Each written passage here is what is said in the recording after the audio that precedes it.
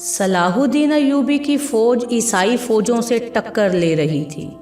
دشمنوں کے جوان، بوڑھے، عورتیں سبھی میدان جنگ میں نکل پڑے تھے۔ جنگ جاری تھی۔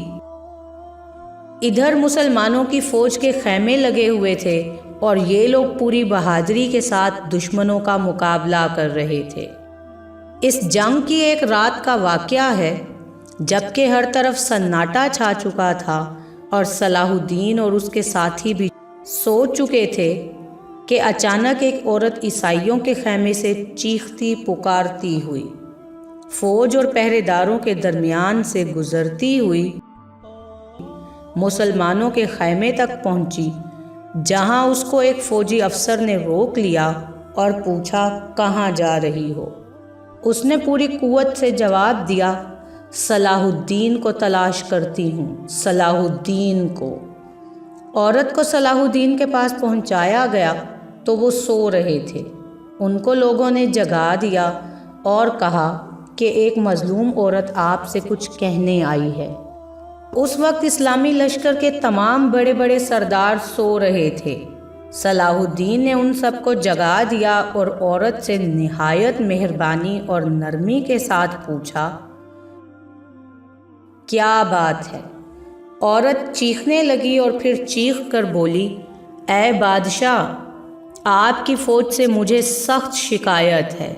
صلاح الدین کے چہرے کا رنگ اڑ گیا اور پوچھنے لگے، میری فوج نے کیا کیا ہے؟ عورت نے جواب دیا، کل آپ کے ان سپاہیوں نے میرے شوہر لوئس کو گرفتار کر لیا تو میں نے کہا کہ چلو خدا کی راہ میں پکڑا گیا، اور آج رات کو ابھی کچھ گھنٹے پہلے آپ کی فوج کے کچھ ڈاکو میرے محبوب بچے کو اڑا کر لے گئے۔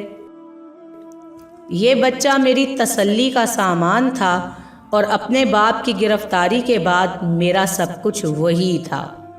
اس وقت میں آپ سے صرف اپنے اس پیارے بچے کو چاہتی ہوں، ورنہ آپ خیال رکھیے کہ اس فوج کی ساری حرکتوں اور کاموں کے ذمہ دار آپ ہی ہیں۔ اور پھر جوش میں کہنے لگی، اے کافرو، میں اپنے بچے کو تم سے مانگ رہی ہوں، اپنے بچے کو۔ عورت کا مزاج دیکھ کر اور اس کی باتیں سن کر صلاح الدین خاموش ہو گئے اور فوج کو حکم دیا کہ فوراً لشکر، چھاونیوں اور اس کے قریب کی جگہوں سے اس عورت کے بچے کو تلاش کر کے لائیں۔ تھوڑی دیر کے بعد فوج والے کچھ اجنبی ڈاکوؤں کو پکڑ لائے جو بچے کو لے گئے تھے۔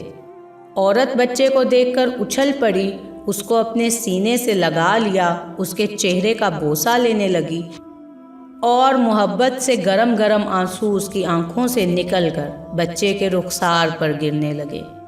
اب عورت کو سکون حاصل ہو چکا تھا اور وہ صلاح الدین کی طرف متوجہ ہو کر شکریہ ادا کرنے لگی، لیکن صلاح الدین نے تھوڑی دیر کے لیے اس سے مہلت چاہی اور اس کے قیدی شوہر کو طلب کر کے اسی وقت اس کو رہا کر دیا اور کہا، جاؤ اپنے سرداروں سے ہمارے متعلق کہہ دو کہ ہم ظالم اور سرکش نہیں بلکہ ہم رحم کرتے ہیں۔ ہم لڑائی اور تباہی پھیلانے کے لیے نہیں پیدا کیے گئے بلکہ ہمارا مقصد امن اور سلامتی قائم کرنا ہے۔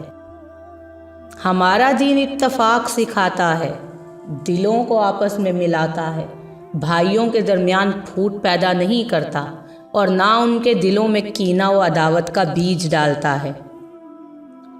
اپنے ان بڑے سرداروں سے کہہ دو کہ ہم اسی اخلاق کی بدولت کامیاب ہوں گے اور یہی دین ہماری فتح کا پیش خیمہ ہے۔